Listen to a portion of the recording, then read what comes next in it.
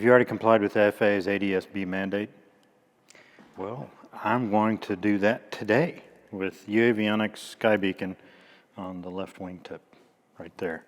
So stick with us on FlyWire while we do this. They say it takes about 10 minutes. Let's see. So today on FlyWire, we're going to remove this position light and the strobe and replace it with the UAvionix SkyBeacon, which is integrated position light and strobe. And it's got ADSB out and all kinds of really fancy stuff and only 3 wires. They say it takes about 10 minutes to do. So let's see how that works. First thing we have to do is remove the current strobe and position light.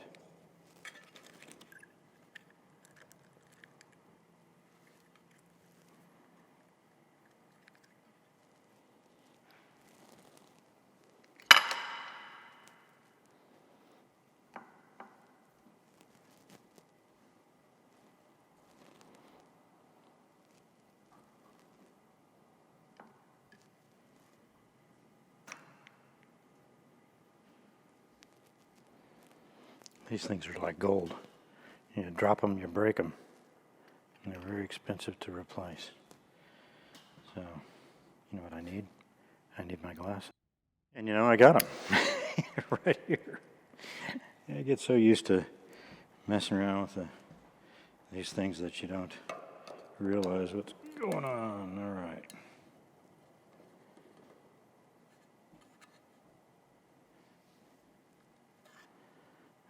Lose things.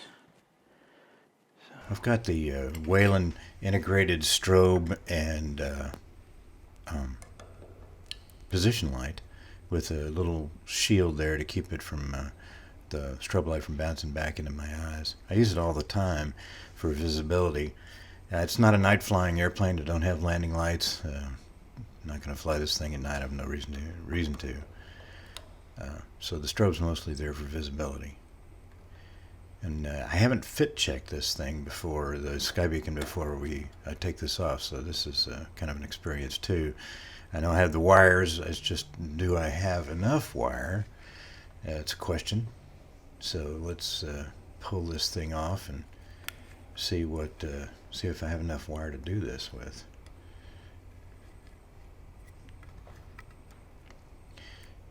It's the only real camera angle I could arrange for this shot, because I'm standing on a platform. It's about 6, 7, 8 feet in the air, and it's kind of high. There's really not a lot of wire in the wing to be able to pull through, and I know it's tied off. Before I covered it, we tied off the wire so it wouldn't chafe and rattle around. So I don't have a lot to work with.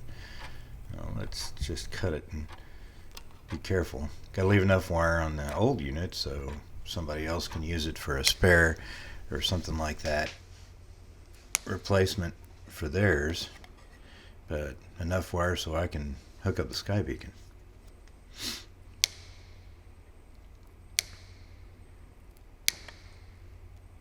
Alright, there we go. It's not clear. It's kind of a tendency to pull back into the wing. I guess there is some tension on it back in there. Set this aside. Helps to have everything arranged. I've got a little platform for my tools there on the platform itself, so I don't have to bend down or something else like that. You can see I'm having a little bit of a problem with pulling the wires out. That's about as far as they go.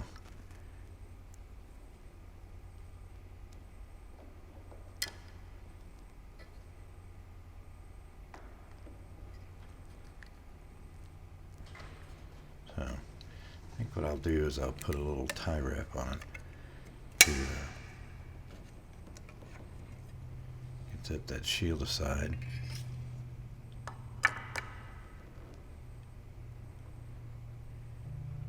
it's hard to do all this and talk at the same time. Some people are talented, I'm not.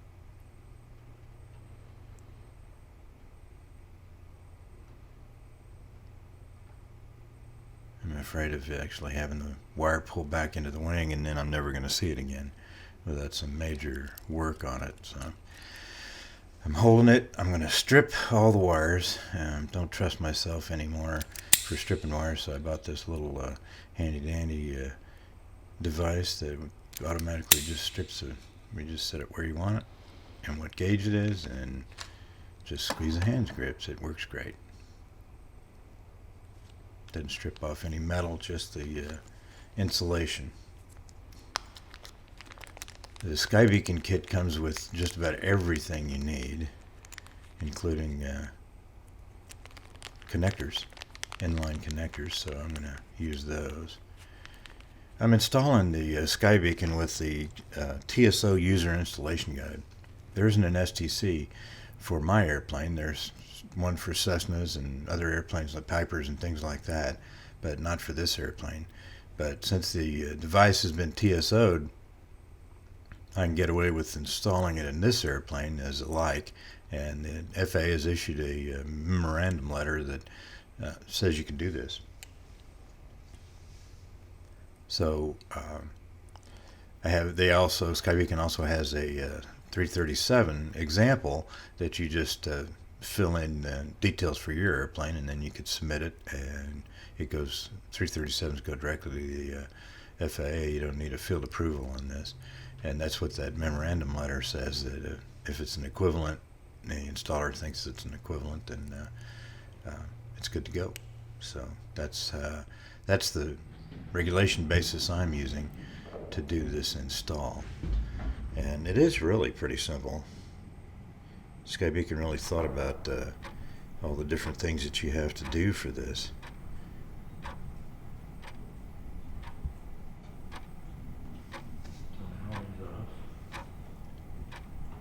And they even came up with just recently a software update, and it's supposed to improve the software a little bit, so it's got all that together. Just go to their website, download the tool and the software program and the service bulletin, and you can figure out how to update your SkyBeacon UAT. It's or the unit. It's pretty cool. Dude. I put a little tie wrap on there so the wires wouldn't go any further into the wing. I'll disconnect the power supply, but I'm going to use the white wire from the strobe as the sync. I was a little worried about that.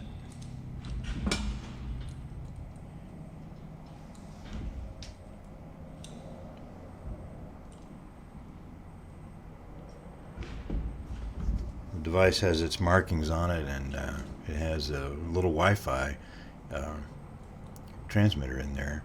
So that's how you talk to the unit, is via Wi-Fi in your iPhone app or your Android, whatever you happen to have. And it actually needs to be outside for that.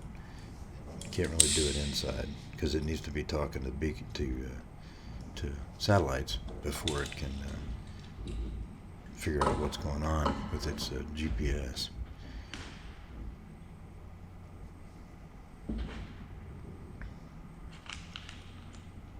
One more.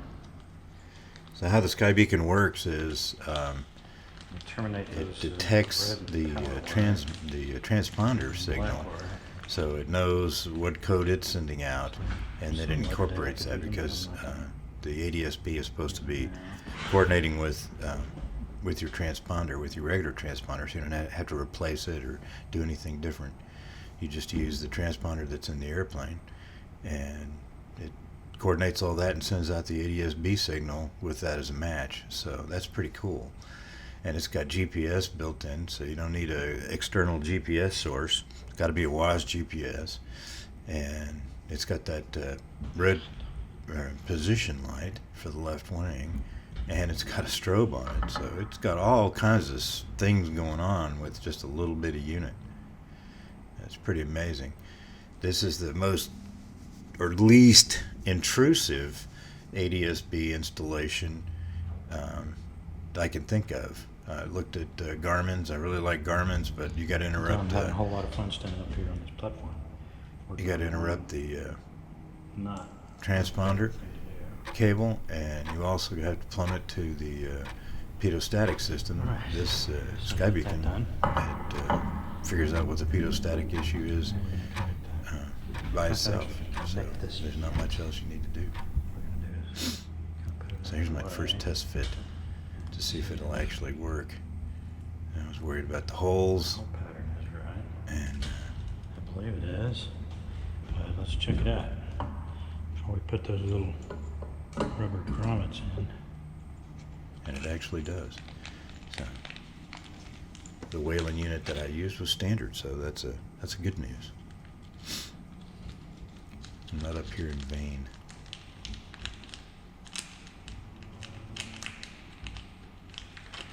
So the SkyBeacon is less intrusive. It's about the same price as the Garmin GDL82. I didn't install the 82, but I do know that it needs you need to put it in line with the transponder cable, so that's how it listens to the transponder.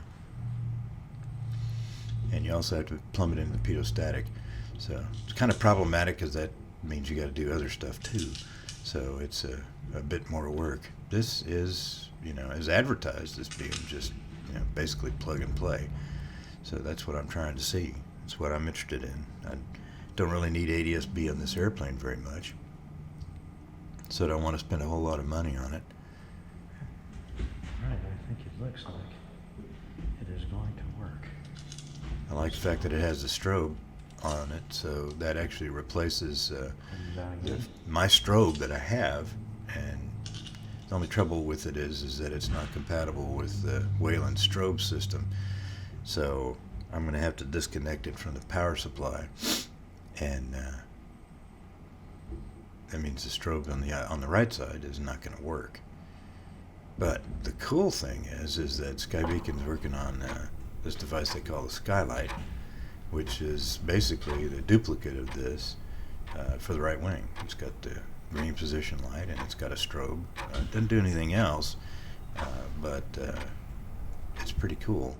And I'll disconnect the power supply for the Whalen, and then what I'll do is I'll take the trigger wire between the two, and that would go to the original Whalen strobe, and I'll connect them together, and then the strobes will be synced. Whalen does the same kind of thing for their LED strobes, as they use you can use the sync function so the flashers talk to each other, and they can figure out when they're going to flash, so they flash together. Kind of funny, two-way communication that way.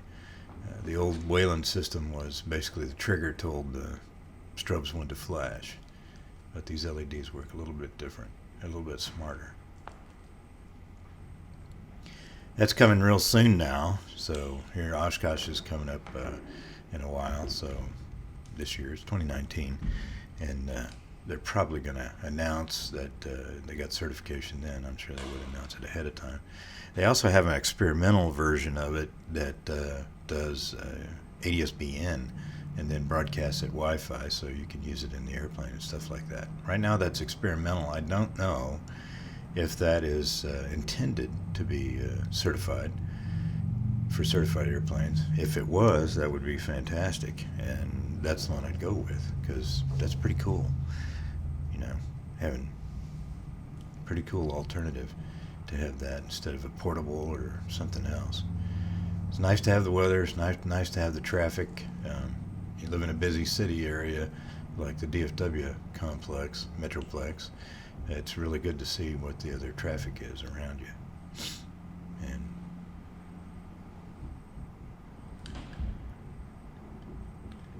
the other interesting thing about this version is the SkyBeacon is on the app. It's got an anonymous mode, so if you didn't want to broadcast this is me everywhere you go, then you can just put it in anonymous mode.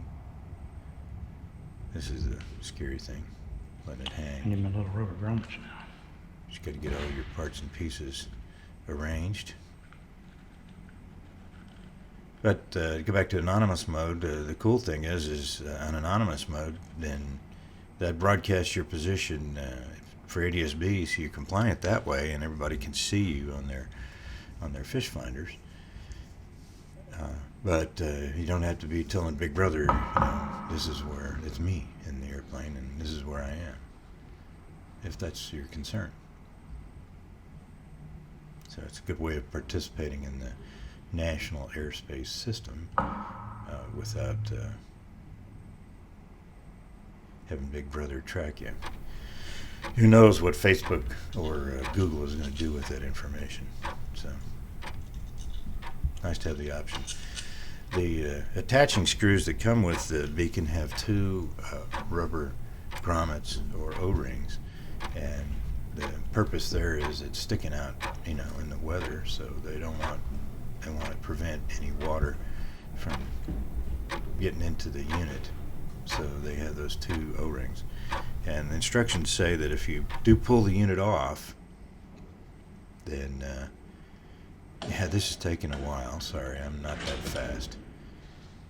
And I'm a little nervous standing on this platform because, I'm afraid of heights. But go back to the instructions, they say that if you pull them out or pull the unit off, that you're supposed to replace that outer O-ring. Make sure you get a good seal. But I'm getting really close to the end here. Wiring's all done. I'm screwing it into the wingtip, and we still have other things to do. So 10 minutes. I guess if you do a lot of these, you don't encounter any problems. You probably could do it in 10 minutes. But I'm a slow worker, as you can tell from this video. It's kind of real time. So it does take a little while. But you gotta pull it up. You gotta fix that power wire coming from the strobe power supply. Otherwise, you're gonna fry the internals. You don't want to do that. And use that sync wire to the other side. I think I'll go ahead and set that up in anticipation of the skylight coming out real soon now. The next thing we need to do really is need to pull it outside and turn it on and see if I can get that app working.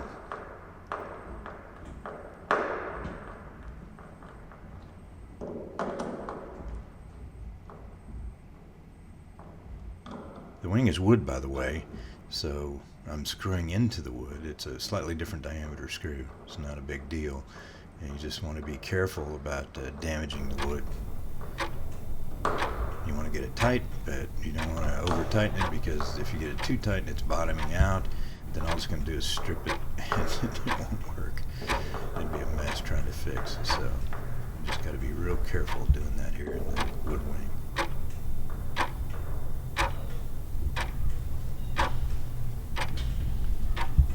All right. I think it took me a little more than 10 minutes, but I was creeping. I didn't have all my tools up here, so that's really not necessarily a bad claim, but that just means it's on the wingtip. All right. We still got to do testing, and we got to do that sync wire and all the rest of that stuff, but hey, that's a pretty good start. So now hopefully it'll work when we turn it on. Well, you just saw the installation of UAvionix SkyBeacon on the Stearman. All in all, it was not that far off of what the claim is, 10 minutes. It was really pretty easy to do. It was about 15 maybe for me. Maybe it's just because I'm nervous standing up that far in the air, but whatever. I just finished taking it outside and turning it on and calibrating it and all that. It has to see the sky and the GPS satellites for you to be able to do that. A couple of lessons learned out of that is the app is, particularly on the iPhone, I don't know about the Android, but the app is how you configure the thing and test it and see how it's doing and everything. It's how you talk to it. And it saw the Wi-Fi network pretty easily, but it wouldn't start working until I put it in airplane mode and I said forget all these other networks. So it would only listen to the SkyView or SkyBeacon transmission on the Wi-Fi. Who knows? I did call UAvionix and the support people, and that's what he told me to do, and sure enough it worked, so good on them. They were very responsive on that regard. So, well, now we go and test it. So hope you enjoyed the video, and if you did, hit subscribe if you'd like to see or be alerted of the next videos that come out. Hit the bell, and well, in the meantime, thanks for watching, and we'll see you next time on FlyWire.